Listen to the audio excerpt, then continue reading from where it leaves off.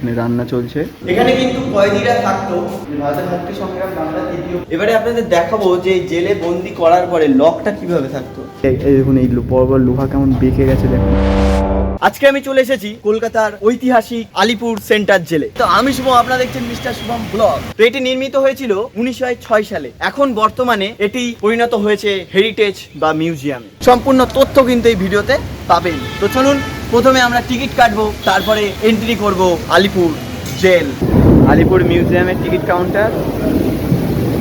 এই হচ্ছে দেখুন, হাওয়া হচ্ছে দেখুন, অবস্থা বৃষ্টিটা হচ্ছে দেখুন, বিশাল জোরে কিন্তু হচ্ছে। জুম করে দেখায়। 3 স্টার্ট।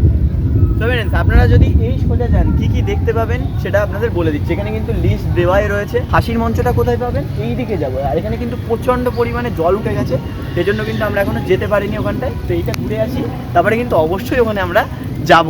এখন আমি দাঁড়িয়ে আছি হচ্ছে নেহেরু কক্ষের সামনে। তো এখন যাব হচ্ছে নেহেরু কক্ষের মধ্যে।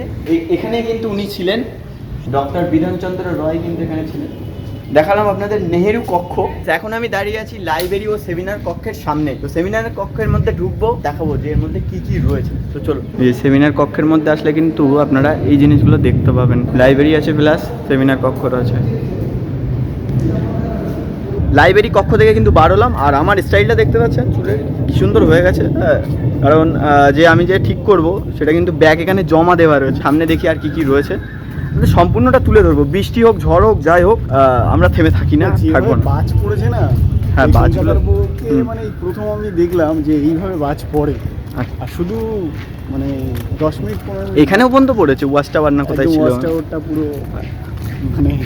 যাই হোক, আমরা ভয়তে ছিলাম, সবাই ভয়তে ছিলাম। আর আমি চিন্তা করছিলাম যে কখন বৃষ্টিটা থামবে, আমরা ভিডিও করব। এখন আমরা যাব এই বন্দি জীবন দেখতে। দ্বীপান্তরের বন্দি জীবন কেমন ছিল এই কক্ষে আসলে কিন্তু আপনারা দেখতে পাবেন। তো দেখুন কেমন ভাবে বন্দি করে রাখতো, শুধু দেখুন। এটা দেখুন, তারপরে এখানে দেখুন, এখানে কিন্তু কাজ চলছে। এখানে দেখুন নারকোল ছুলছে, দেখতে পাচ্ছেন। এই কক্ষে আসলে কিন্তু এই জিনিসগুলো আপনারা দেখতে পাবেন। আমি এখন দাঁড়িয়ে আছি পুলিশ কক্ষের সামনে। তো এবারে কক্ষে এন্ট্রি করব। ফ্রেন্ডস, এন্ট্রি করলাম কক্ষ নাম্বার 1। এখানে কি কি রয়েছে দেখুন। এখানে রয়েছে বোমা রয়েছে, পিস্তল রয়েছে। এখানে বিভিন্ন ধরনের পিস্তল রয়েছে, এখানে বিভিন্ন ধরনের বোমা কিন্তু আপনারা দেখতে পাবেন। আর ডিটেলসটা কিন্তু দেওয়া রয়েছে, ডিটেলসটা পড়ে নেবেন। এবারে যাওয়া হচ্ছে আমরা কক্ষ নাম্বার 2। পিস্তল রয়েছে, বিভিন্ন বোমস রয়েছে। এখানে কিন্তু তার ডিটেলসের নাম লেখা রয়েছে। তো কক্ষ নাম্বার 2-তে আপনারা আসলে কি কি দেখতে পাবেন আপনাদের দেখালাম। এখন চলে আসলাম কিন্তু কক্ষ নাম্বার 3। এখানে কিন্তু রয়েছে, দেখতে পাচ্ছেন, আয়রন বোমস। এখানে বিভিন্ন বোমস রয়েছে। আর এখানে কিন্তু পিস্তল রয়েছে, দেখতে পাচ্ছেন। এবার চলে আসলাম কিন্তু কক্ষ নাম্বার 4। এখানে কিন্তু দেখতে পাচ্ছেন পিস্তল রয়েছে। কক্ষ নাম্বার 7-এ দেখতে পাচ্ছেন এখানে রয়েছে, এখানেও বুলেট আছে। এটাও কিন্তু এক ধরনের বুলেট, এগুলোও কিন্তু বুলেট। এখানে যারা বন্দী ছিলেন তাদের জীবন কেমন ছিল সেটাই আপনাদের সামনে এখন তুলে ধরছি, দেখতে থাকুন। আর খুব ভয়ঙ্করভাবেই কিন্তু তাদের উপরে অত্যাচার করা হতো। এখানে কিন্তু একজন নাপিত দেখতে পাচ্ছেন, চুল কেটে দিচ্ছে দেখুন। আর এখানে কিন্তু ব্রিটিশ পুলিশ রয়েছে, দেখতে পাচ্ছেন আপনারা। দেখলে আপনাদের ভয় লাগবে যে আসলে কীভাবে অত্যাচার করা হতো। দেখুন এটাকে দেখুন, এই গেট দিয়ে মারছে, কাপড় কাচা চলছে, এখানে একজন চান করছে। অ্যাকচুয়াল জীবন কেমন ছিল সেটাই কিন্তু এখানে তুলে ধরা হয়েছে। এখানে কিন্তু এই যে হাত টিপে দিচ্ছে, দেখতে পাচ্ছেন।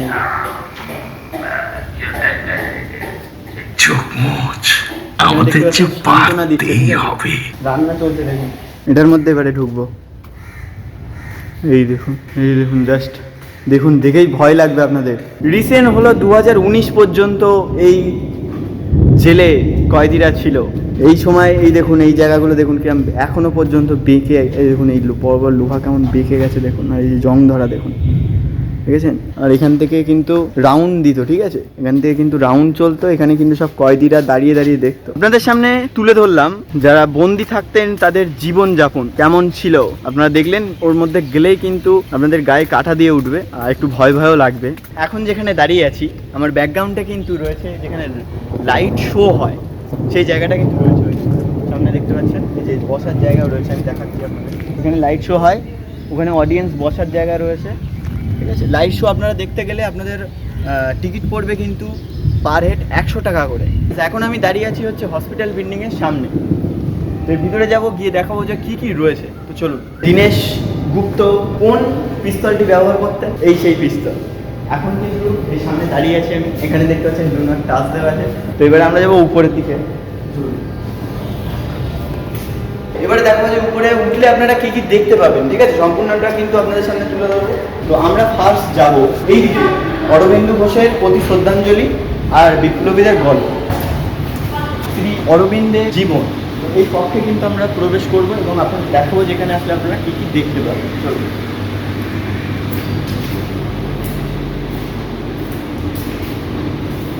ফুল ডিটেলস কিন্তু এখানে রয়েছে, আপনারা একটু ধৈর্য সহকারে এসে একটু ডিটেলসে পড়ে নেবেন। এখন আমি দাঁড়িয়ে আছি অরবিন্দ ঘোষের প্রতি শ্রদ্ধাঞ্জলি। তো এই কক্ষে এবার আমরা ঢুকবো, ঢুকে দেখবো যে এখানে কি কি রয়েছে। তো চলুন। আর এখানে কিন্তু পিকচার, ছবি সব কিছুই রয়েছে, আপনারা আসলে কিন্তু ডিটেলস সব কিছু করতে পারবেন। আর এখানে একটা জিনিস কি দেখবেন, দূর থেকে কিন্তু হাত দেওয়া কিন্তু নিষিদ্ধ রয়েছে।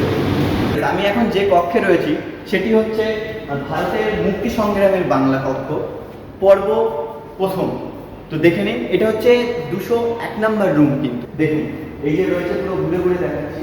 অ্যাকচুয়ালি ভারতের সংগ্রামে কি হয়েছিল সেটি কিন্তু এই সামনে তুলে ধরা হয়েছে। এখানে আমি এখন দাঁড়িয়ে আছি হচ্ছে রুম নাম্বার 207। তো এখন এন্ট্রি করবো, ফুল করলাম, এবার ভিতরে আসলাম, এই ভিতরে চলে আসলাম। মহিলা সংগ্রামীদের মধ্যে কারা কারা সংগ্রাম করেছিল বা এই যুদ্ধে কারা কারা সামিল ছিল, প্রত্যেকজনের নাম এবং তার ডিটেলস কিন্তু এখানে আপনারা পেয়ে যাবেন। আর এখানে পিকচারগুলো কিন্তু দেওয়া রয়েছে। এখানে লেখা রয়েছে, দেখতে পাচ্ছেন woman freedom fighters of Bengal, এনারাই ছিলেন। আর এই যে নিচে দেখতে পাচ্ছেন এনাদের নামও কিন্তু লেখা রয়েছে।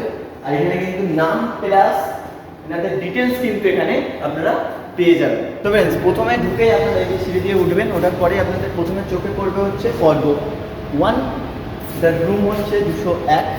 তারপরে হচ্ছে আমাদের পর্ব দ্বিতীয় পর্ব অর্থাৎ পর্ব 2, এখানে হচ্ছে 202 নাম্বার।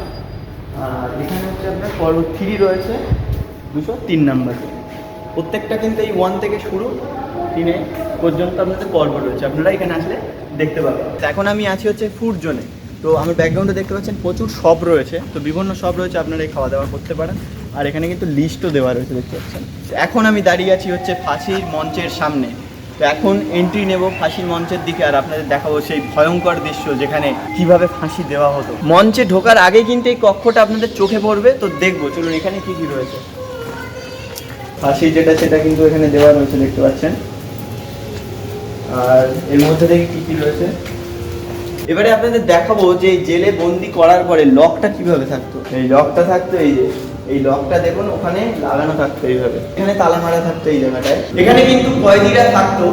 তো এই যে জায়গাটা দেখাবো আপনাদের, এখানে কিন্তু সুতো, ঠিক আছে? এটা দেখতে পাচ্ছেন পুরো নরম, কিন্তু বালিশ টালিশ বা কিছুই না, এটা কিন্তু একদম সিমেন্টের তৈরি, ঠিক আছে? এখানে কিন্তু সুতো কি হতো, এখানে ফাঁসি যখন হয়ে যেত তখন কিন্তু ফাঁসি দেওয়ার পরে এই পাশ থেকে বার করা হতো, এই যে ওই নিচে চলে যেত, নিচে চলে যাওয়ার পরে এই যে এখান থেকে কিন্তু বার করা হতো। আমাদের ভারতের সংগ্রামীরা যে সেলে বন্দী ছিলেন সেই সেলগুলি আপনাদের সামনে এখন তুলে ধরবো। ভারতের অন্যতম স্বাধীনতা সংগ্রামী ছিলেন ডক্টর বিধানচন্দ্র রায়, ওনার কিন্তু মূর্তি এখানে রয়েছে, দেখতে পাচ্ছেন। এখানে যাবো আমরা উপরের দিকে। এখানেই কিন্তু ছিলেন সুভাষচন্দ্র বসু। এখানে কিন্তু এই সেলে ছিলেন চিত্তরঞ্জন দাস, ওনার ছবিও দেওয়া রয়েছে ভিতরে, দেখতে পাচ্ছেন। এই একটা সেল রয়েছে, দেখতে পাচ্ছেন। এটা হচ্ছে যতীন্দ্র মোহন সেনগুপ্ত, ওনার মূর্তি কিন্তু এখানে রয়েছে। আলিপুর জেল মিউজিয়ামটি ওপেন হয় 12টা থেকে এবং ক্লোজ টাইম হচ্ছে 6টা। এখানে কিন্তু লাইট শো এর সুবন্দোবস্ত রয়েছে। লাইট শো আপনারা দেখতে পাবেন সপ্তাহে 7 দিন না, সোমবার বাদে। প্রতিদিন আপনারা দেখতে পাবেন, শুধু সোমবার বাদে, কারণ সোমবারে হচ্ছে পুরো মিউজিয়ামটি বন্ধ থাকে। লাইট শোটা শুরু হয় 6:30 থেকে, আর রবিবার কিন্তু ডবল লাইট শো হয়, একটা 6:30 থেকে, একটা 7:30 থেকে। তো এই লাইট শোটি চলে কত সময়? 40 মিনিট ধরে কিন্তু আপনারা লাইট শোটি দেখতে পাবেন। এখানে কিন্তু গাড়ি পার্কিং এর সুবন্দোবস্ত রয়েছে।